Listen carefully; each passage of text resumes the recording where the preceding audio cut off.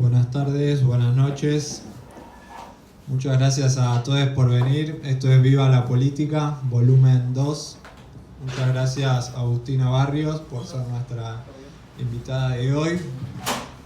Ella, para quienes no la conocemos, es candidata a concejal por el Frente de Izquierda Unida, acá en San Miguel. Ya nos vamos a ir conociendo un poco más, conociendo de qué se trata su participación en política.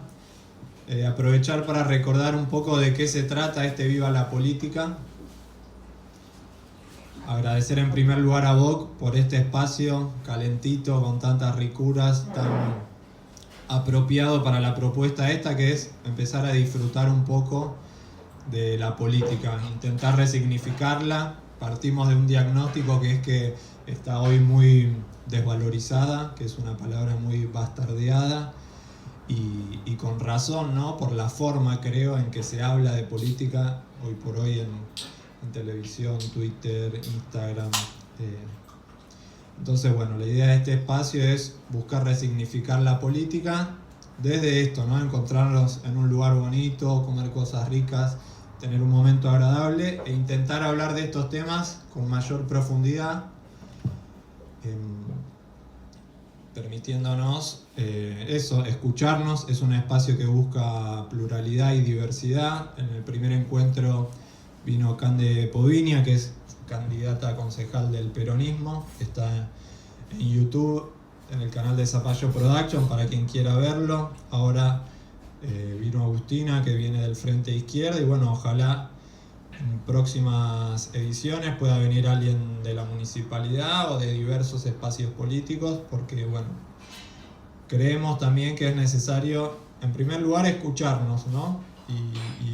Y a partir de ahí, como primera actitud política, ver qué pasa. Pero creemos que lo primero que nos debemos para resignificar la política es el tiempo de escucha, de participación también, porque se va a abrir el micrófono en algunos momentos para quien quiera hacer comentarios o preguntas, porque también creo que la política requiere la participación de todos y todas, ¿no? No hay palabras, no hay sabios o gente que sepa más que otras, sino que nada, creemos que necesitamos más momentos de charla, así, en confianza, para poder resignificar la política. Así que bueno, sí pedirles responsabilidad a quienes decidan participar. Este es un espacio de cuidado donde se habla desde el respeto, donde cada uno puede dar su opinión, pero siempre sin insultar, sin agredir. Y contarles que bueno, que esto está siendo filmado, que va a ser subido a las redes, porque también entendemos que la política se hace desde lo público, ¿no? Y la idea es también hacerla de cara a quienes estamos presentes y a quienes quieran verlo, que ya no sean cosas ocultas, o hay mucho de la política que pareciera que son negociaciones por detrás de escena, o hay conspiraciones. Entonces bueno, el hecho de filmarlo y de hacerlo público y de contarles que quien decida participar va a ser algo público es porque creemos que la política hay que hacerla de esta forma, ¿no? Que tiene que ver con las charlas públicas. Entonces, esa es la intención de este espacio. Gracias por venir, por darle tiempo a esto, ¿no? Todos y todas están dejando de hacer cosas. Hoy en día el tiempo vale mucho y al mismo tiempo no vale nada, ¿no? Hay muchas exigencias, así que darle un espacio a la política, un tiempo, me parece fundamental.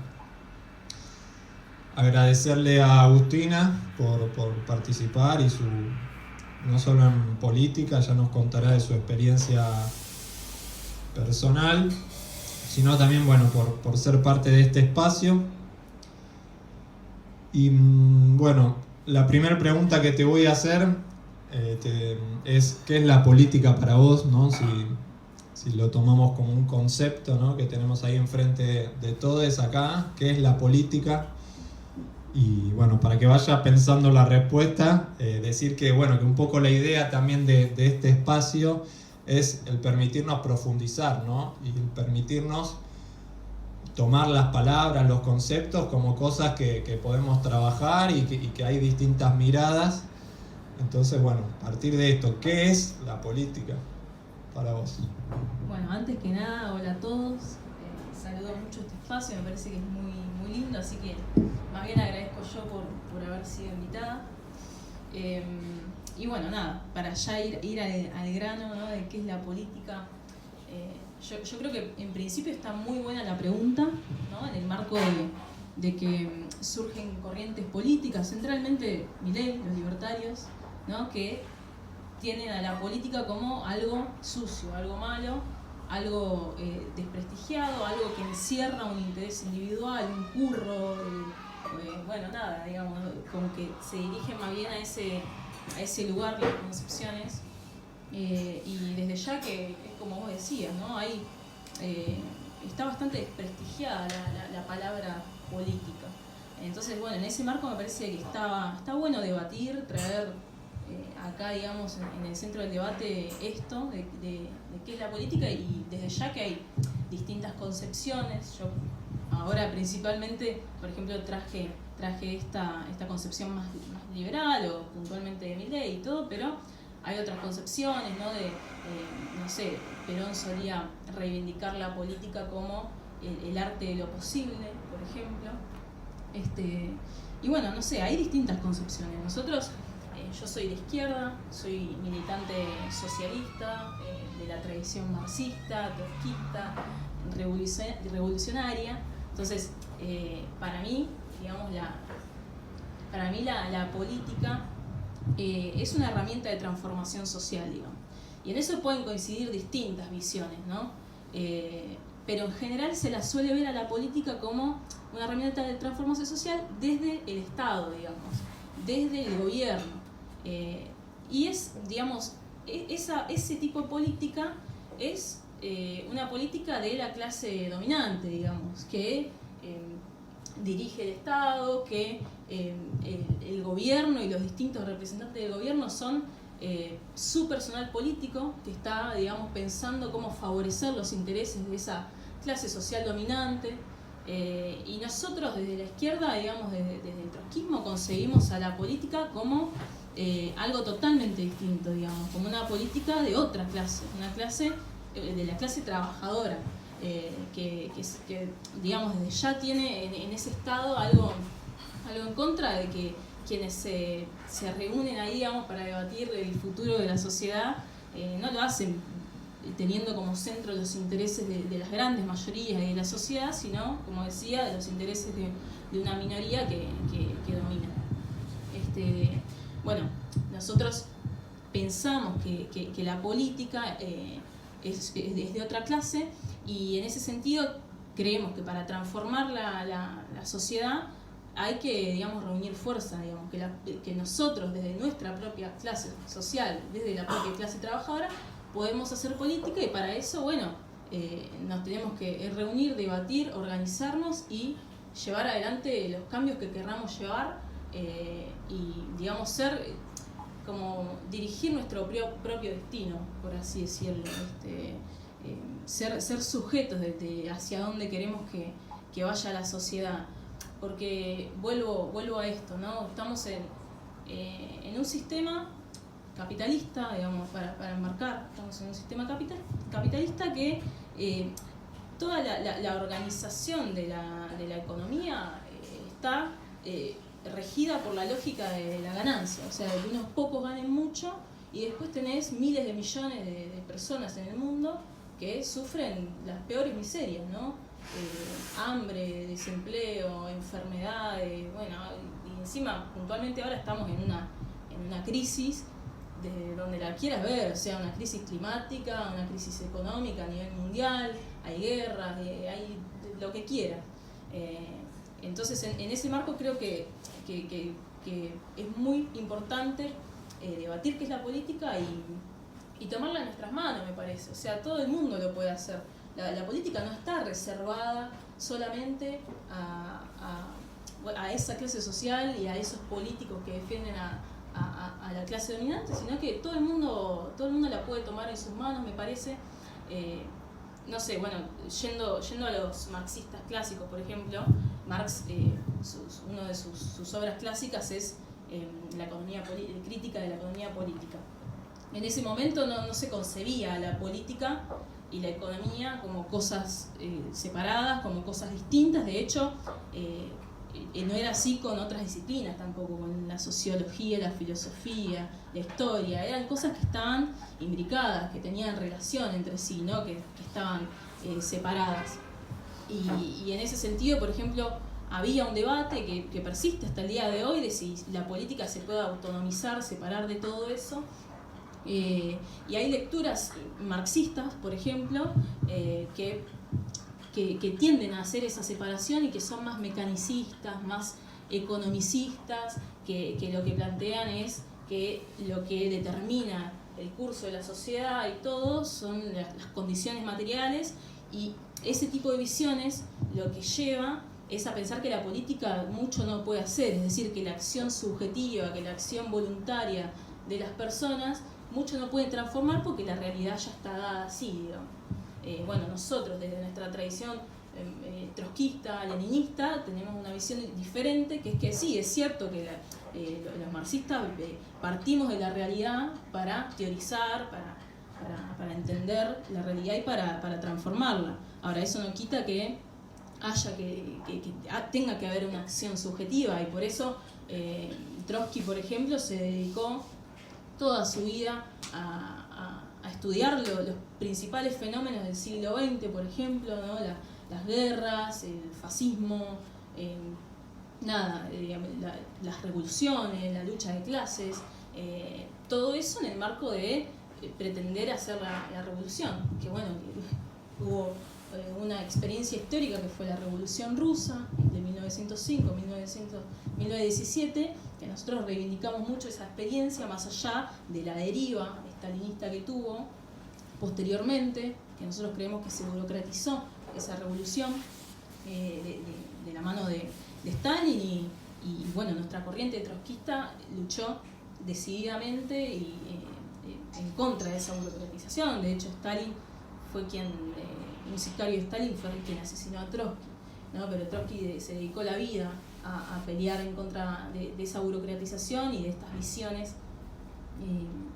porque bueno, otra cuestión que quiero plantear, ¿no? Es que nosotros hacemos una política de clase y todo, pero hay también una diferencia con, por ejemplo, lo que pasó con el estalinismo, lo que pasó, en cómo derivó también la Revolución Cubana, que es que para nosotros no está separada la acción deliberativa de la acción ejecutiva. Es decir, que la reflexión sobre a dónde tiene que ir la sociedad, el pensamiento y todo eso tiene que estar ligado a quienes van a llevar adelante esas transformaciones. No es que alguien puede pensar por la clase trabajadora y por los sectores populares y decide el rumbo de la sociedad, sino que los trabajadores tienen que estar involucrados en eso, en esa deliberación, porque son quienes van a llevar adelante esos cambios. Para nosotros la clase trabajadora tiene una enorme potencialidad, que es que ocupa los puestos de trabajo, digamos, tiene en sus manos los medios de producción, sabe cómo hacer las cosas, y si nosotros pretendemos cambiar la sociedad, vamos a necesitar, digamos, de que esa clase trabajadora lo haga. Entonces, para nosotros queremos un gobierno de la clase trabajadora, digamos, y en ese sentido, bueno, estas experiencias históricas por ahí que reivindicaba. Wow, muchas gracias. Un montón de hilos para ir tirando. Aprovecho acá también que llegó Andy para agradecer que haya la cuenta de Vecinos que está transmitiendo en vivo. También es un aporte fundamental para hacer esto más público y difundirlo más y hacer que llegue a más lugares. Y bueno, retomando ahí algunas cosas que fuiste diciendo que me parece interesante resaltar. Primero, bueno, qué alegría que tengas la referencia marxista y de Trotsky, pero que hables un poco de esas corrientes mecanicistas, ¿no? O que valores la experiencia subjetiva y la importancia de estos procesos, ¿no? Que muchas veces desde esos marxismos más clásicos o mecanicistas queda un poco la política relegada, ¿no? Pareciera que es o la revolución o nada, muchas veces. Entonces, bueno, me parece muy valorable y coincido con esa mirada de lo interesante y lo importante de las experiencias subjetivas.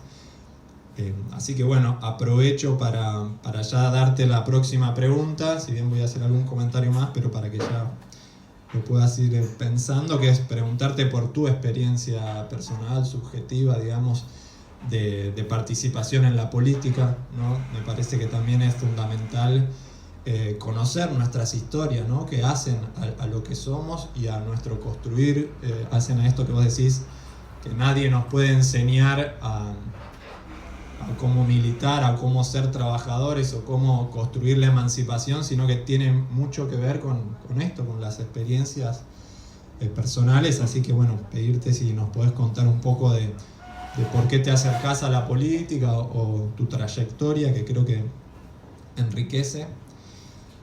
Y después, bueno, cosas interesantes, esto de pensar la política que no sea únicamente la acción del Estado, ¿no? Y cuestionar eso me parece que también es parte de esta propuesta, pensar hacer política de otra forma, ¿no? Porque si no quedamos en la votación cada 2, 4 años, que encima nos ofrecen, dependemos de ahí de la oferta, que últimamente no está muy, no entusiasma mucho, por lo menos a mí, y pareciera que terminamos eligiendo por miedo o por el mal menor.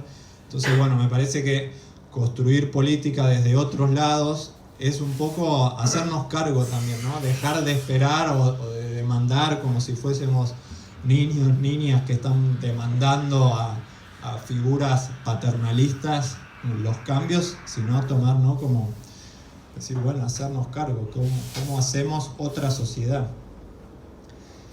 ¿Qué más? Bueno, un montón de cosas que se van a ir desprendiendo en la charla. También invitarles a que vayan anotándose si quieren hacer algún comentario, pregunta. Más adelante vamos a abrir el micrófono. Pero bueno, te invito ahora a que nos cuentes eso, un poco tu experiencia personal. No, en principio, aclarar una cuestión, que es que nosotros efectivamente estamos por la revolución.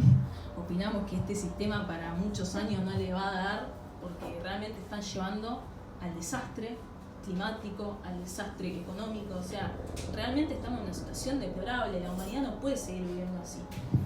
Organismos propios del capitalismo, ¿no?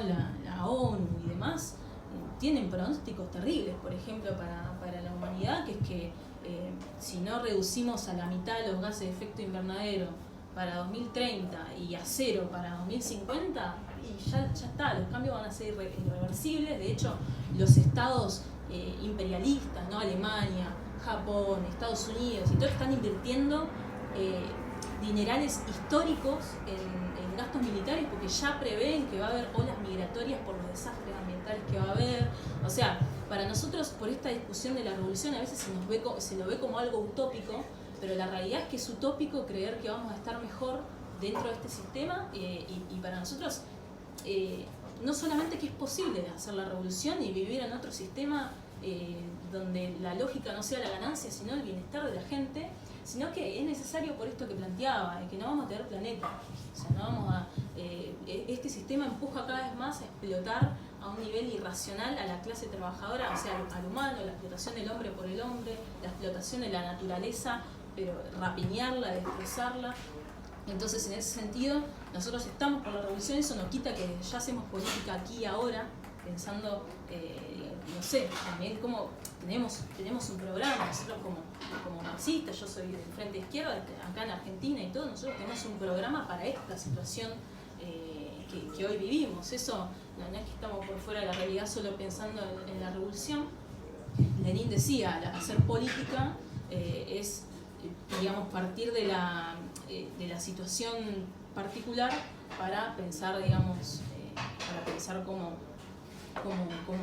hacer. Bueno, en ese sentido nosotros, después voy a ir a ese punto y todo, más de la situación nacional y demás, pero bueno, nada, lo que digo es que nosotros tenemos un programa y demás, pero aspiramos a dar vuelta a todo. O sea, nosotros en ese sentido somos radicales, no creemos que este sistema dé para mucho más y a diferencia de la concepción política, por ejemplo, que remarcaba recién del peronismo, de que la política es el arte de lo posible, para nosotros lo que queremos hacer es ampliar la frontera de lo posible, porque siempre nos dicen que lo posible es esto, y para nosotros lo posible es más, digamos. Es lo que queramos hacer. El tema es tener la fuerza para hacerlo, y por eso los militantes marxistas, trotskistas, socialistas nos dedicamos la vida a construir la fuerza material, es decir, convencer a la gente y todo de que se movilicen, digamos, de que se pongan en el centro de su propio destino. Pero para no redundar y no volver al punto anterior, más por lo que me preguntabas de mi experiencia personal y demás, no sé cómo, quizá por dónde empezar, por dónde hilonar.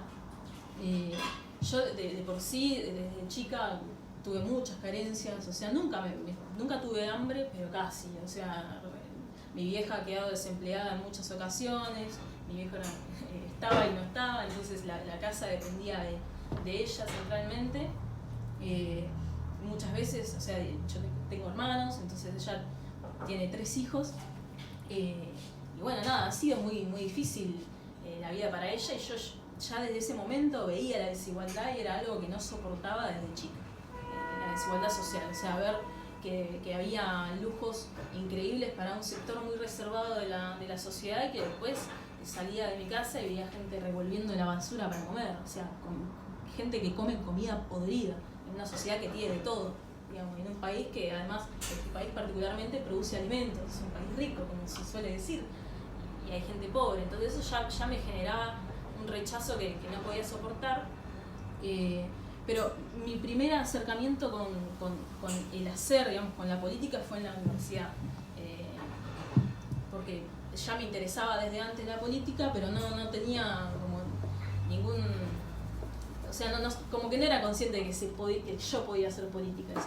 Y cuando entré a la universidad vi que había un montón de agrupaciones y todo, bueno, nada, empecé a charlar con algunas y demás, y por eso yo una sensibilidad muy central que tengo es la educación pública, que hoy está en discusión, o sea, las principales fuerzas políticas que se disputan gobernar los próximos años, se discuten si hay que ajustarla para pagar la deuda del FMI o si hay que privatizarla directamente y que se la pague el que pueda.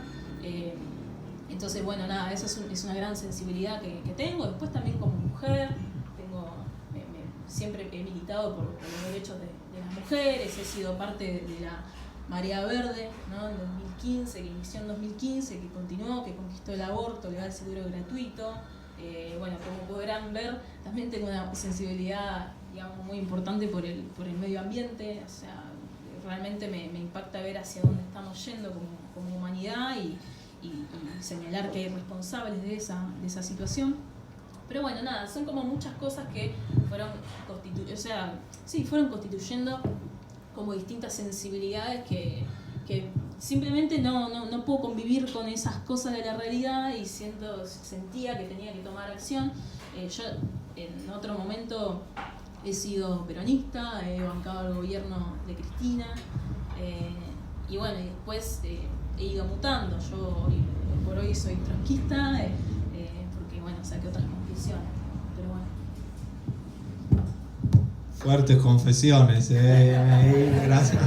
Sí, uno Gracias cambia. por confiar y confesar. Bien ahí, sí, la verdad que me parece valorable, ¿no?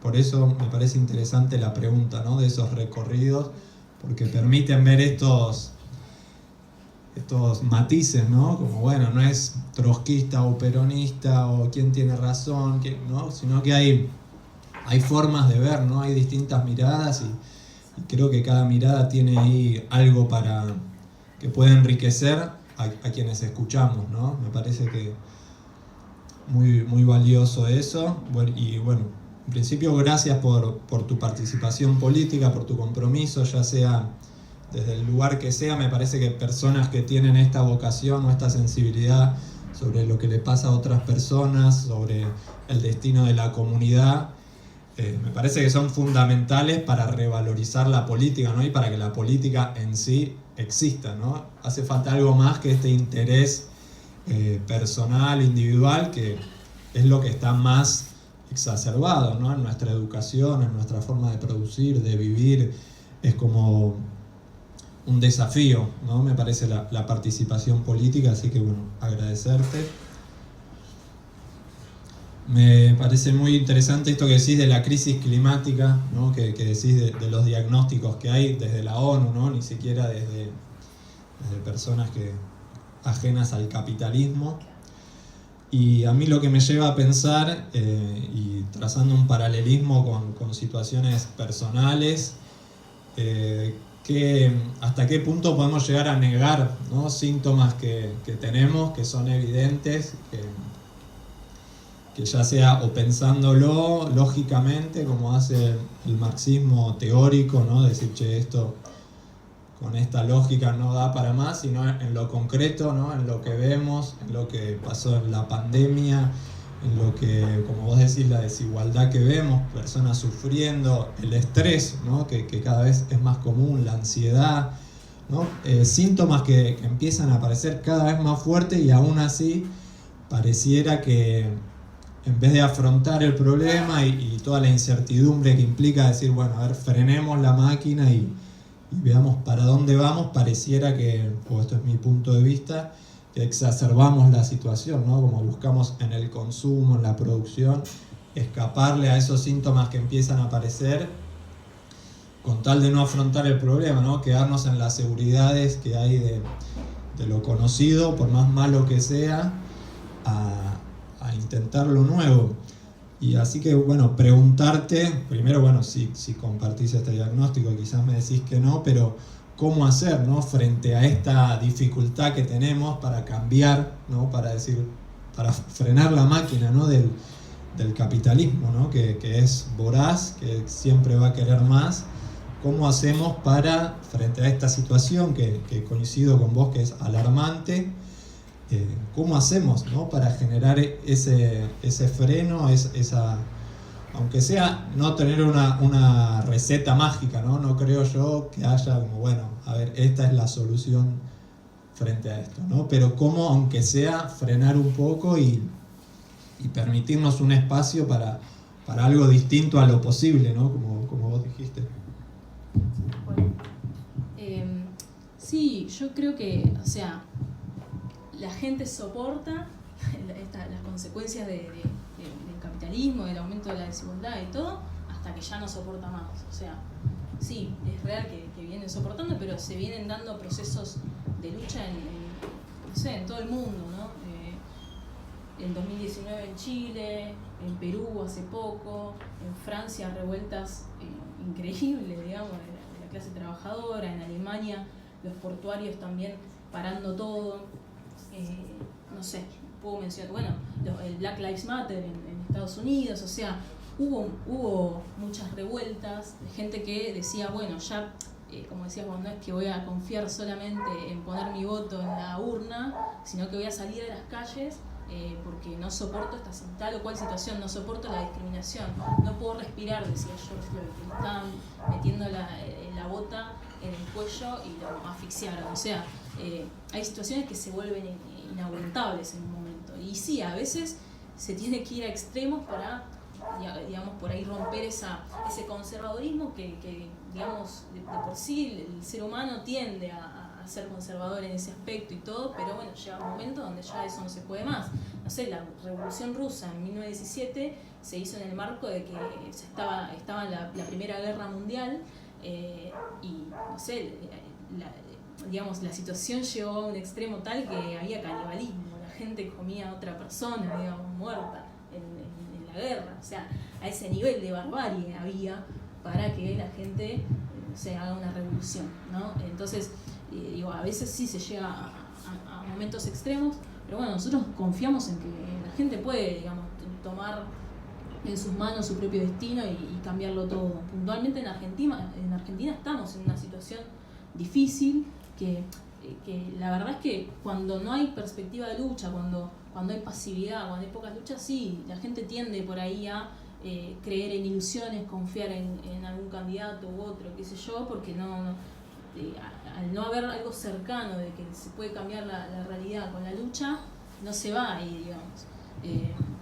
Pero bueno, como decía, o sea, nosotros confiamos en que va a haber momentos donde la gente salga masivamente a las calles y nosotros como partido lo que pensamos es que queremos intervenir en esas situaciones para que no queden solamente en revueltas. No sé, tenemos por ejemplo el ejemplo de Chile en 2019, que hubo revueltas increíbles, o sea, los estudiantes, los jóvenes, que inspiraron a toda la sociedad a salir a las calles, que la represión se cobró la vida de un montón de gente, le sacó los ojos a un montón de pibes, y demás. Bueno, terminó, digamos, la exigencia central de esas revueltas era que caiga Piñera, que caiga el régimen de Pinochet, que seguía hasta el día de hoy. Y la gente decía, no son 30 pesos que le aumentan el boleto, sino que son 30 años de este régimen neoliberal. En Chile no tienen educación pública, no tienen salud pública.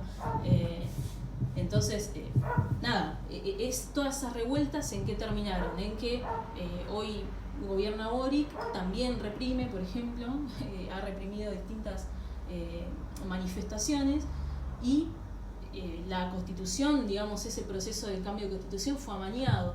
Entonces, la realidad es que nuestra gran preocupación como partido es cómo, frente a esos procesos de revuelta, intervenimos correctamente para que no queden solo en eso, para que se desarrolle al máximo la potencialidad de esas revueltas, y para eso nos parece central digamos que la participación de la clase trabajadora, porque como decía hace un tiempito, manejan los resortes de la economía, o sea que los trabajadores no vayan a su puesto de trabajo, paren la economía y el mundo por unos días. La verdad que no sé qué gobierno o qué digamos sector capitalista se bancaría una situación así, porque es una pérdida enorme de ganancias. Entonces, desde ese punto de vista, yo creo que el descontento con la situación, no solamente acá, sino a nivel internacional, puede llevar a procesos así, donde la gente ya no se banca más y sale a las calles, pero bueno, es importante darle una perspectiva, digamos, a eso. Gracias.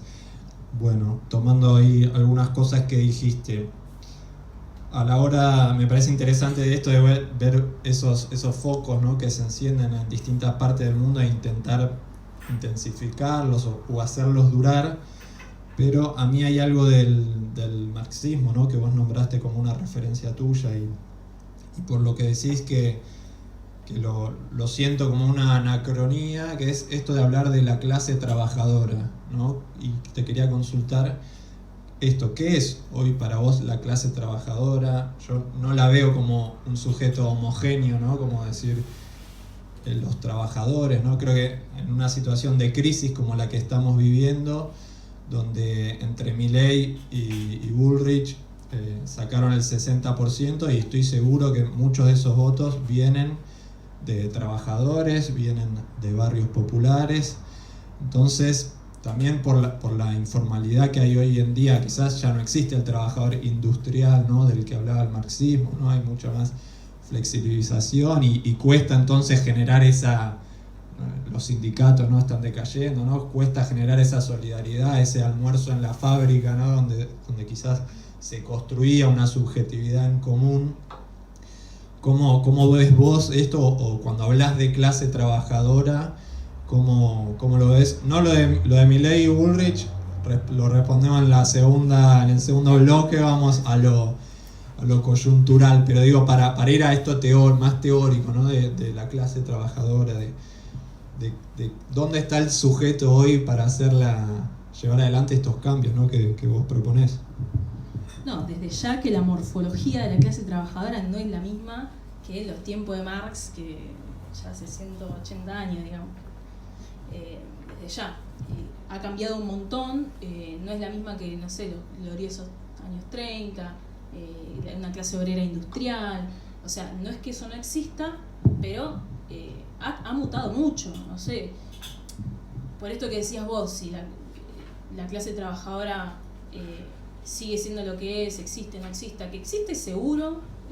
La OIT, por ejemplo, hay un estudio reciente que dice que desde 1980 a 2018, es decir, a lo largo de casi 40 años, la clase trabajadora creció un 75%, es decir, hay casi el doble de trabajadores que en ese momento. O sea, que hay trabajadores, hay muchos más.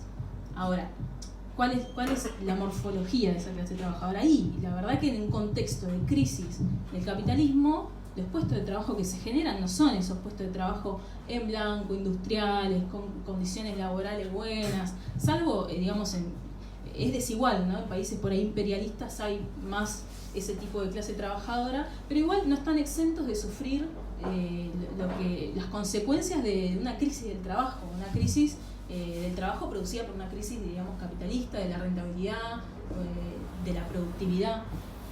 Esto es que los países, incluso imperialistas, todo crecen menos de lo que lo hacían en otros momentos.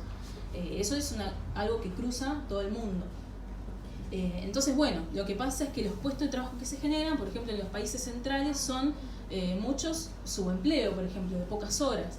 Y en los países periféricos como el nuestro, se generan puestos de trabajo directamente precarizados, o sea, distintas formas de fraude laboral, el monotributo, el ser trabajador o colaborador independiente de alguna plataforma. O sea, bueno, todas estas cuestiones, digamos, hacen a nuevas características de lo que es la clase trabajadora. Eso no implica que no sigan siendo los trabajadores quienes mueven el mundo. Entonces, desde ese punto de vista, la cuestión estratégica de que la clase trabajadora tome en sus manos y sea parte de las luchas, sigue siendo vigente, digamos. Por supuesto que es mucho más difícil intervenir, o más bien, a ver cómo lo puedo plantear, es más difícil dialogar con esa clase trabajadora y todo en el medio de que sufre todos estos cambios, porque está más fragmentada que nunca. O sea, hoy la clase trabajadora, no solo esto que vos decías, que en la fábrica tenías un espacio unificado, donde adentro había muchos trabajadores que hablaban, había algo comunitario, de charlar, ver la situación en la que estaban, unirse, organizarse, sino que hoy tenés un trabajador de Rappi andando en bici, esperando en un restaurante, que ya se va a otro restaurante y ya se va a otro, y así, y medio que es todo individualizado.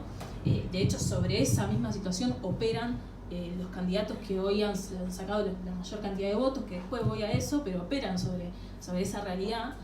Pero bueno, nada, por esto que preguntabas, nosotros opinamos eso, digamos, que ha cambiado mucho la clase trabajadora, pero que sigue siendo el sujeto estratégico que puede cambiar la situación completamente. Muchas gracias.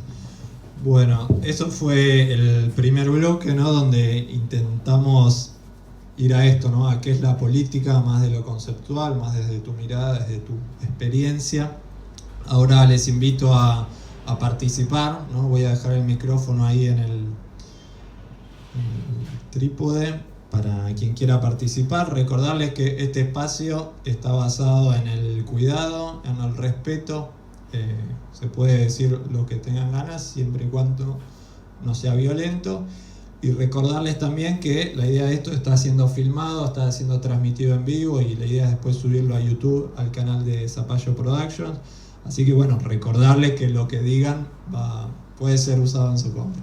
No, que es público, ¿no? Porque creemos que es parte del hacer política, ¿no? O de esta forma de hacer política, construir debate y charla pública. Así que bueno, invitarles, no hay que decir ninguna genialidad ni nada, simplemente comentarios o preguntas.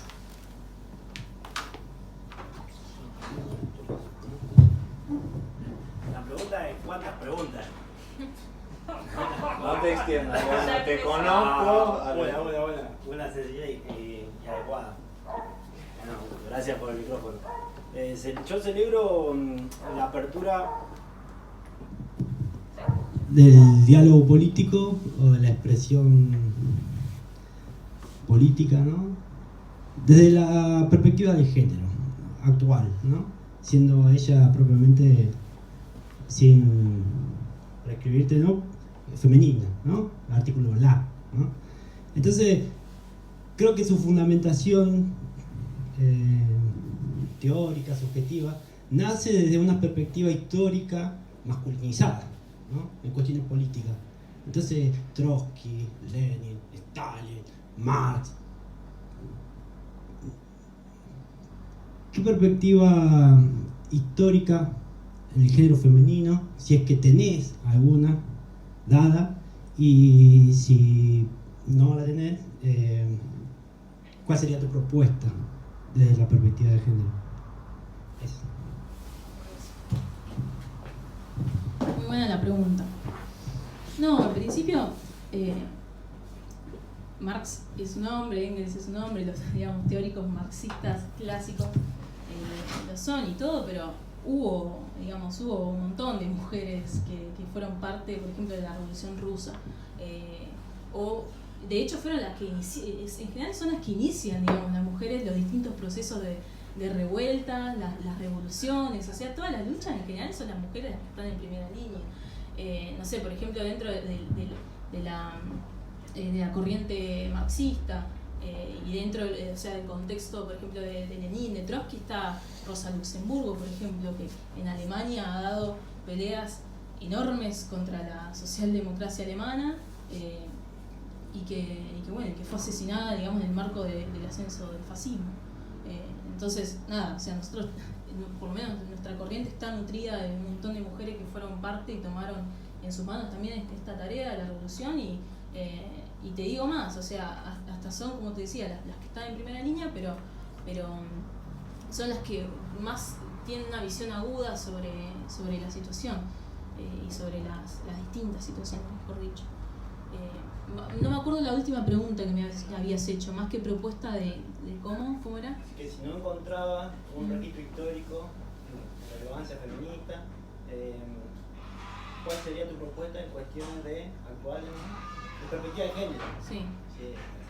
¿Celebrarías la amplitud y la participación del género femenino o te vincularías más a esa retrospectiva histórica del masculino dictaminando quizá políticas subjetivas? No, por supuesto que no. Reivindico mucho la participación de la mujer. Bueno, yo soy mujer.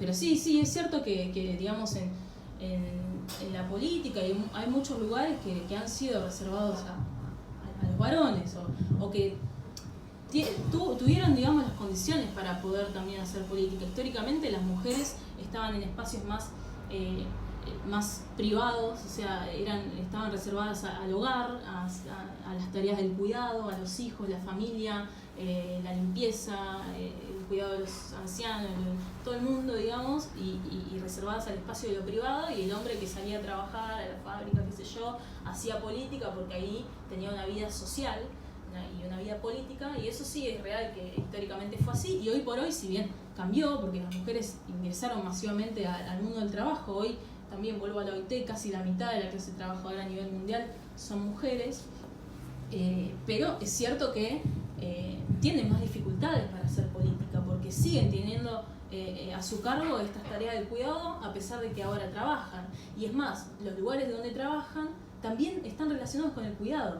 Por ejemplo, si uno piensa en las escuelas, en los jardines, y las tareas del cuidado, las niñeras, y qué sé yo, son la mayoría mujeres, ¿no? El 90% de las enfermeras son mujeres, el 90% que están en las universidades, en las escuelas también suelen ser mujeres.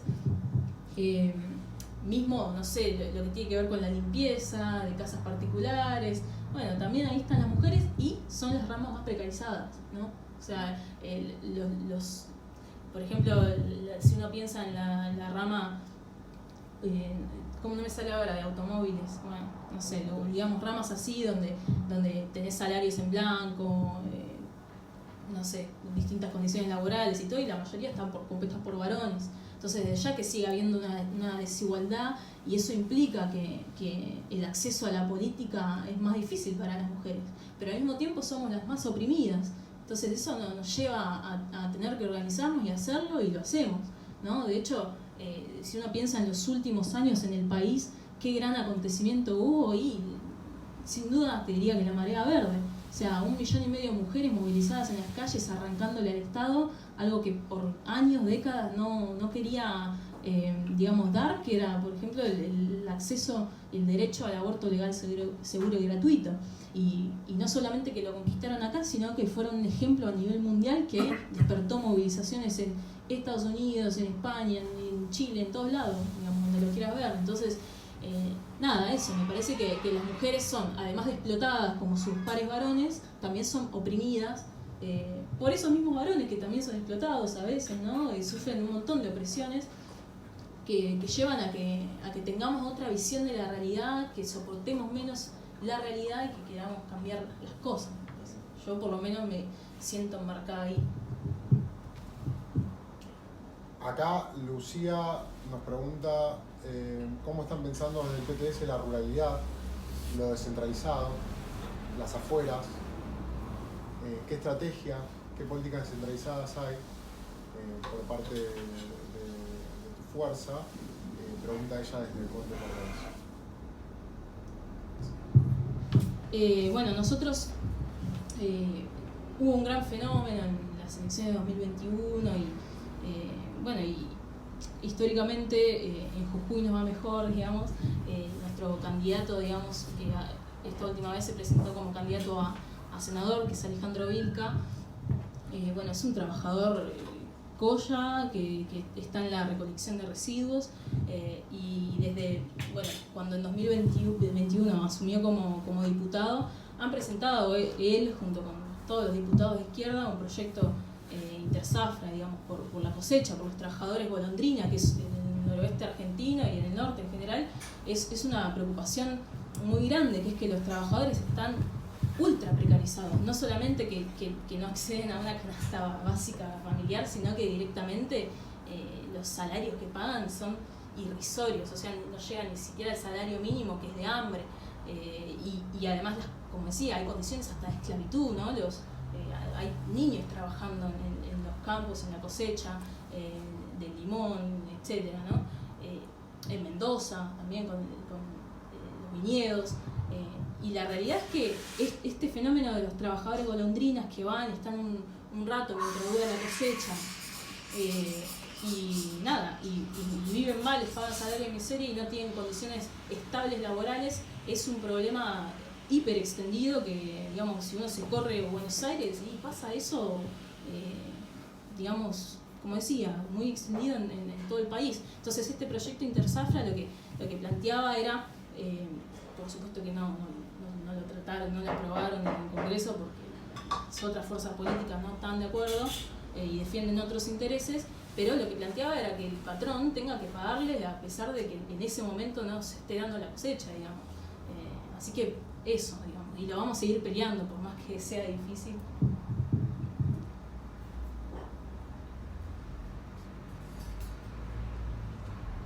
Bien.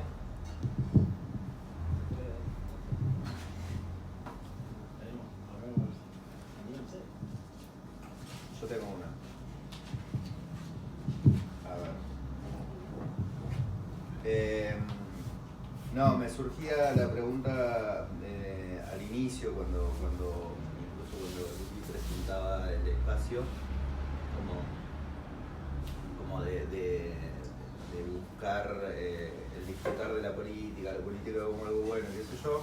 Pensaba cómo desde los espacios, incluso desde donde bancamos la política, qué construcciones hacemos de la mala política como para que, porque digo, esta idea de que la política es una mierda, de que no transforma, de que no termina de suceder eso, no es solamente algo que cae del cielo, sino que también se construye en la política misma. Entonces, ¿de qué manera se abona toda esa idea y que capaz que no era la idea, obviamente, pero bueno, una vez que creaste el monstruito, ya después hay que ver cómo desarmamos todo eso, pero lo pregunto también para ver, para desarmarlo, para poder como hacernos cargo también.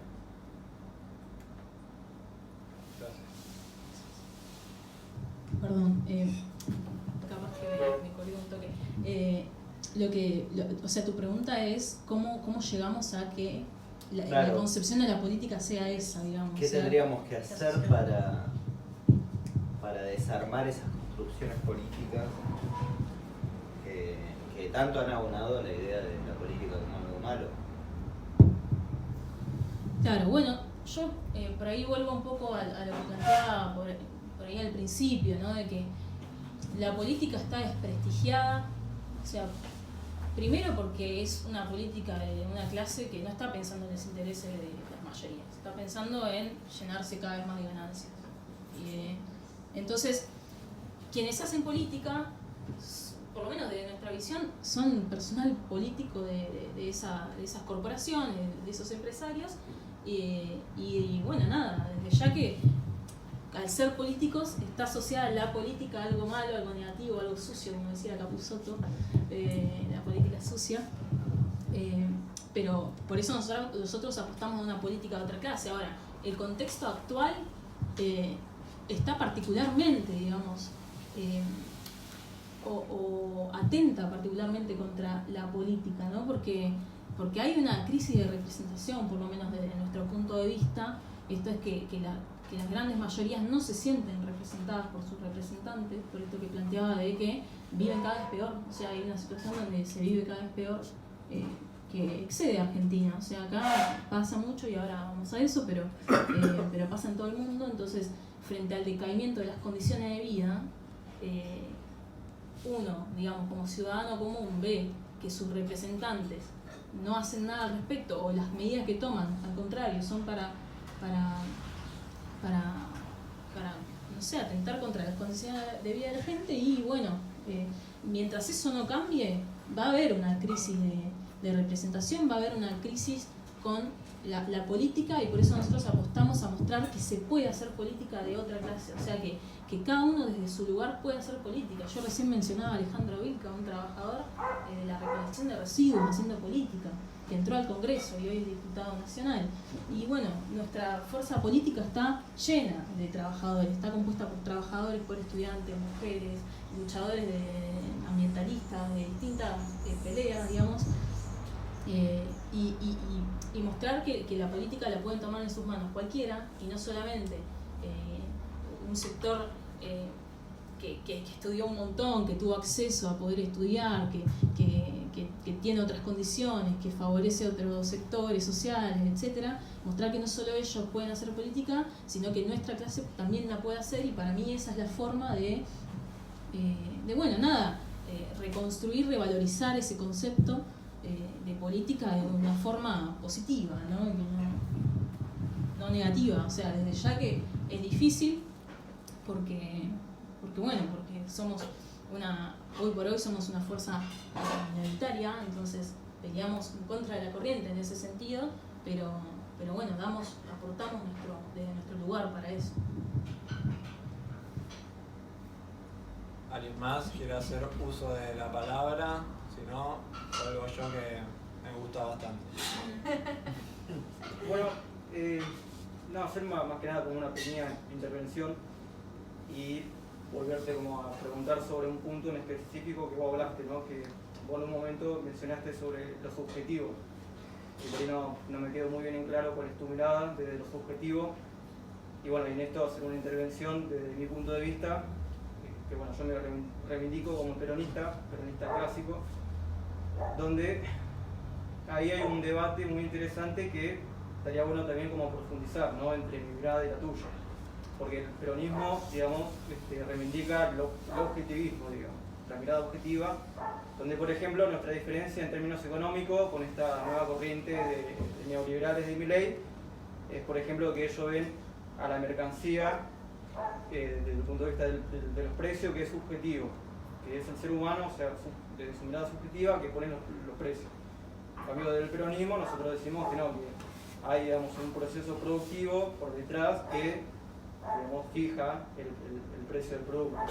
Y así, digamos, en diferentes aspectos, como por ejemplo la justicia, que es justamente algo también muy interesante, porque Milei viene a hablar en contra de la justicia, y yo creo que, como el principio del peronismo, la justicia lo pone como una mirada objetiva que es permanente y no puede estar sujeto a la manipulación, digamos, de la mirada subjetiva del ser humano, ¿no? Obviamente la justicia que tiende al bien común.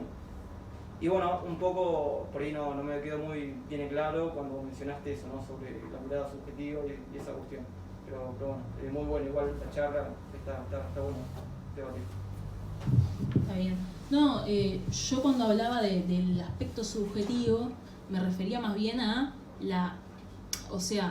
a que para nosotros, desde ya que hay condiciones dadas, hay una materialidad, digamos, hay una situación material, económica, y eso es real, que es más objetivo en algún punto.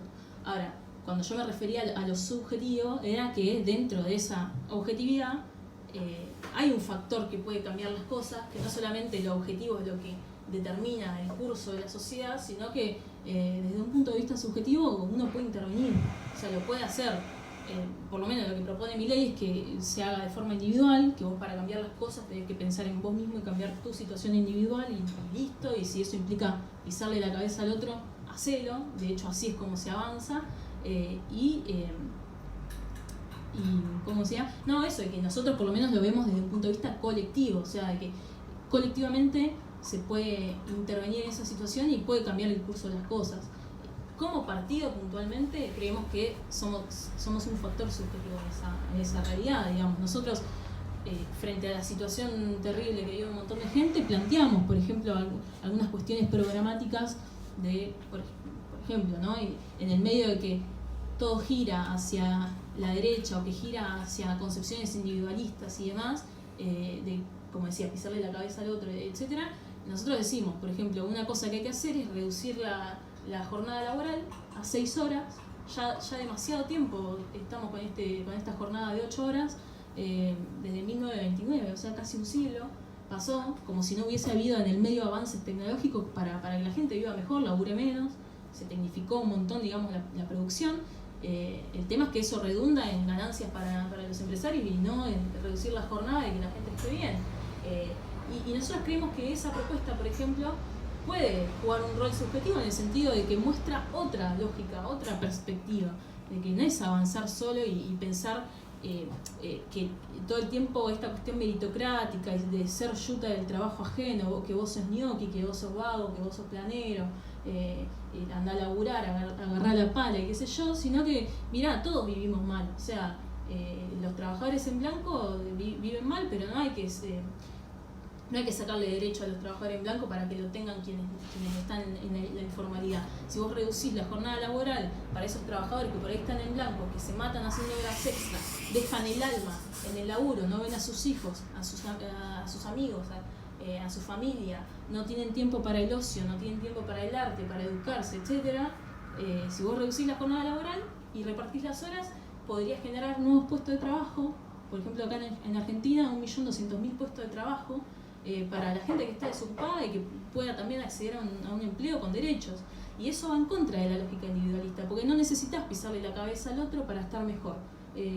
Si el otro está mejor, vos estás mejor. Entonces, en ese sentido, yo decía por ahí lo subjetivo, como partido nosotros pensamos que podemos intervenir en la realidad, tratando de plantear otras lógicas, combatiendo sentidos comunes, individualistas y un largo etcétera. O sea, a eso me refiero.